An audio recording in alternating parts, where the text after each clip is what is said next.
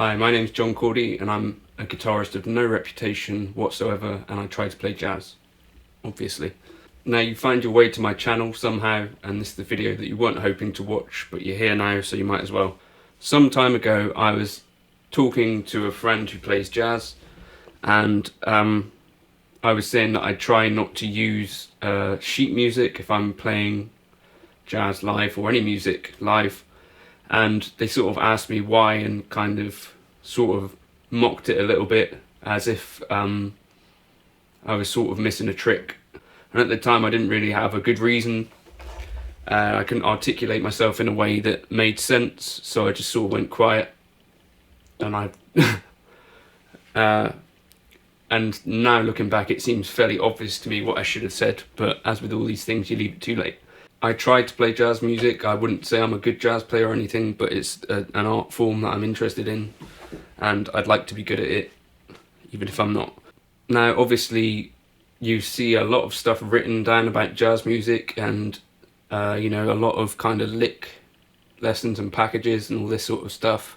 But all of this stuff wasn't really around. Probably my favourite jazz musicians were around. I'm talking about players like Cannonball Adderley, Wes Montgomery, you know, even Keith Jarrett. I don't think there was loads of stuff written down when he started playing. Bill Evans, all these kind of players.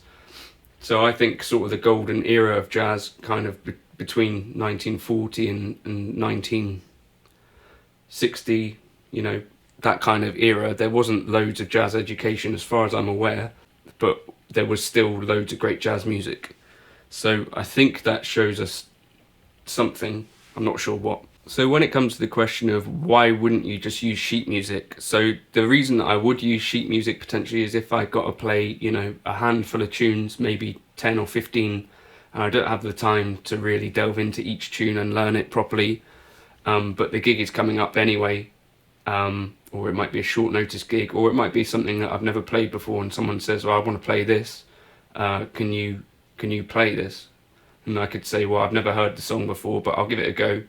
And, you know, we could get out a real book and we can get our way through a song. Hopefully, sometimes that'll sound good. Sometimes it will sound okay. Sometimes things fall apart a little bit. That's kind of just the way that music goes for me. So that's a good reason that you might want to have access to a real book or something like that.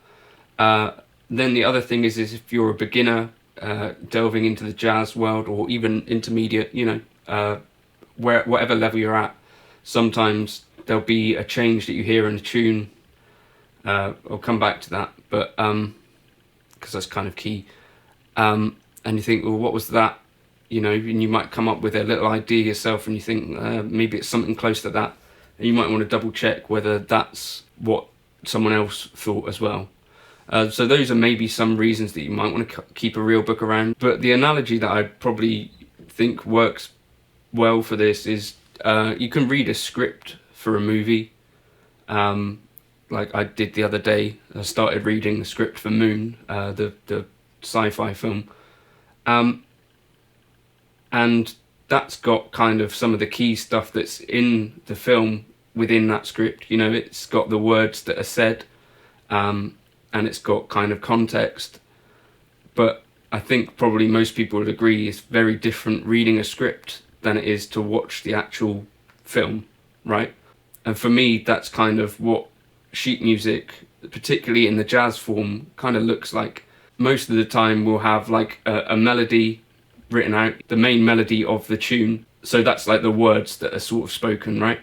And then the other thing that you'll have is the harmony, so the chord for each bar or whatever.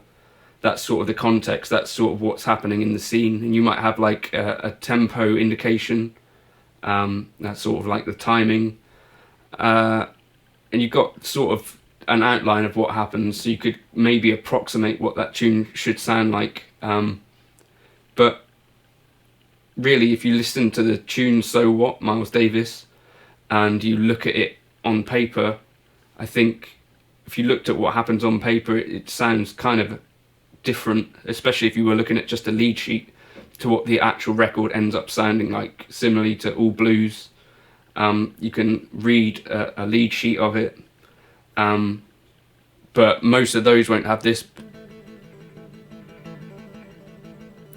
written in it, which occurs at the start of the song.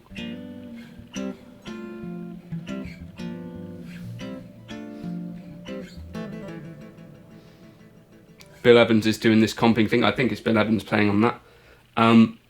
That doesn't appear in the lead sheet, and I think it's something really interesting that happens in that tune. You'll never see it written down in the lead sheet though. So there's the stuff that's definitely missed out of lead sheets.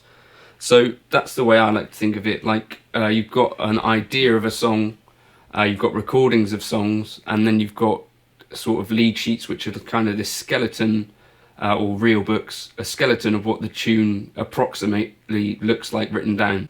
I think the point is that you miss some stuff if you're not listening to versions of these jazz tunes. So what I like to do when I'm trying to learn jazz tunes is I listen to a few different versions. And if I didn't do this, I wouldn't have discovered this sort of thing.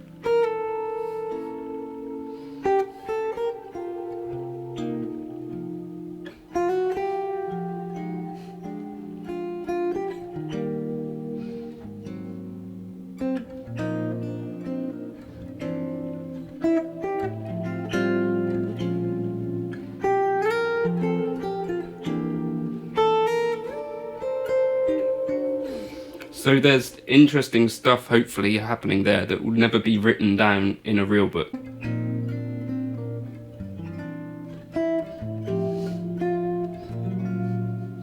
That kind of idea comes from a Mike Marino version of Stella by Starlight that I watched. So little snippets like that might come out if you listen to a few versions of the song.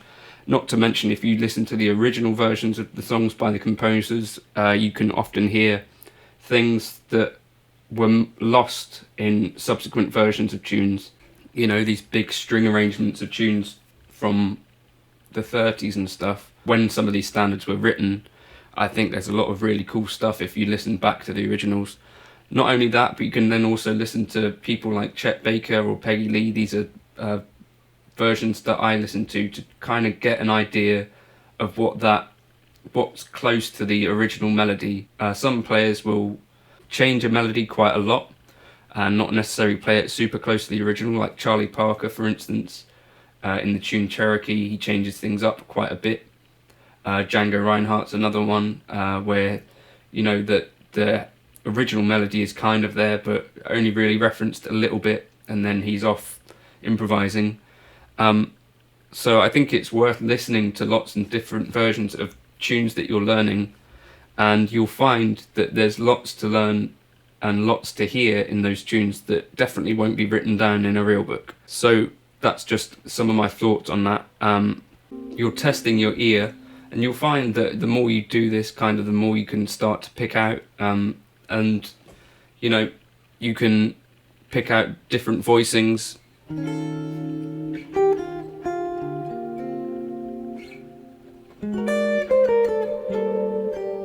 There's little voicings that have come out of like Bill Evans playing that I wouldn't have really thought of on guitar, and you can put these in the context of a tune. The other thing that is missing from the real book and lead sheets in general is the wider context of changes. So I think I get asked quite a lot, what scales and modes are you using, even in jazz videos, and the answer generally will be the major scale or the melodic minor scale. There's generally not much in my playing other than those two things. And I think when you see a page of 64 chords or whatever you might find in a normal jazz tune, it doesn't show you how you should be thinking about each of those changes. Where is home for every single chord change is the thing that is missing, I think. And I think that's what's crucial to kind of good jazz playing, is a solid knowledge of where home is. It's not just the 1, 3, 5s and all that, the sort of target tones. It's knowing where is home for each chord change. So this is something that I work on when I'm learning a tune. I'm learning the changes as I go through it by ear, listening to the tune over and over again, listening to the chords that they're selecting. So for instance, right now I'm listening to Wayne Shorter's Infant Eyes and learning that tune and learning the harmony. But as each chord passes, I'm thinking about where is home, and I'm looking at the chord that follows it, because that gives you a really good indication of where home is, because that's like the movement. Lots of jazz tunes are made up of 2-5-1s, whether minor or major. So the thing that is missing from the real book is that it doesn't tell you where those homes are. You know, if there's functional or non-functional harmony, it's important to know where home is. So that's why I like to look outside the book and just think about each chord change that happens, figure out where home really is for each of them. So those are just some reasons why I think you should be, if you're interested in jazz playing, thinking about getting outside of sheet music, and things that you can do that will actually help you, I think, as a musician. But as I say, my opinion's basically invalid because I'm nobody, but I think maybe this might be useful.